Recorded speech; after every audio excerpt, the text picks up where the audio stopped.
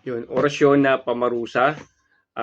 Kailangan ba natin pakapitin yung mga orasyon na pamarusa? Ito yung katanungan ni Kuya. Pag-usapan natin kagima. Tara, let's go. Wala namang agimat, pero nasa puso ang tunay na agimat.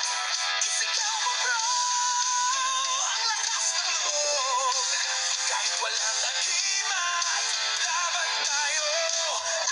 Hiping agimat, boy, walang makakahadlang. Basta nasa puso, tunay na agimat. Yeah! Yung mapagpalang araw sa inyo mga kagimat, yung sa katanungan ni Kuya, yung kailangan pa bang pakapitin yung pamarusa. Ito po ang kanyang katanungan. Ayan, yung katanungan ni Kuya, yung mga pamarusa, kailangan ba natin pakapitin? Usually po talaga, kung kapit na po yung orasyon nyo, mas lalo pa natin pakapitin po.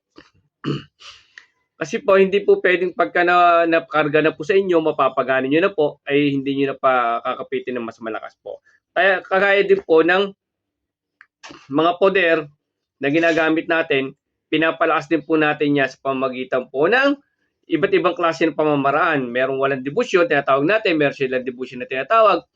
Meron tinatawag tayo pagtatahas at meron tayo tinatawag na mantra. Marami pong klase kasi ng papapakapit.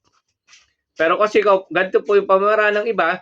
Yung iba po, pagka po yung napapaganin nyo na po, kumakapit na sa inyo, tinutuloy-tuloy na po yan. Sinasapa na po sa karga araw-araw kung kakayanin nyo po. No? Iba talaga, ang pinakamabisa to at pinakamalas talagang ginagawa nila dyan, umaga at saka gabi. Yung iba naman, ang ginagawa dyan, para mas malakas, minamantra pa uli. Pagka mantra, inaaraw-araw pa uli nila yung dasal yan, kinakarga sa katawan na araw-araw po para lalong lumakas po. No? Hindi po kasi tayo pwedeng magalpante. Pag napakapit natin, okay na po. Kailangan po, inaalagaan pa rin natin sila. Parang gamit din yan, mga medal. Alagaan pa rin natin siya para magtuloy-tuloy yung kalakasan ng ating ginagamit. No? Hindi ko si pwedeng ganun-ganun na lamang po. No? Ang ating pamarusa ay kinakarga pa rin natin araw-araw po yan para lalo pong lumalas, lalo po kayo kumbatero po kayo. At yun nga po, pamumondo po para lalo mas madali mapagalaw. Pagpupondo natin ang ama namin sa masampaltaya, Baginong Maria, luwalhati, ay lagi po natin kinakarga po yan. Nagdadasal tayo pagising ng umaga at bagong matulog po. Yan po yung mga pamamarang ginagawa namin para lalo lumakas po. Yun sa katanungan ni Kuya, ay makakatulong yung konting kaalaman nyo kagimat, no, ng inyong pamarusa ay kailangan pa rin ninyong ikarga at palakasin pa rin po. Hindi po pwedeng napagana lang okay na. Kailangan pong palakasin ng palakasin.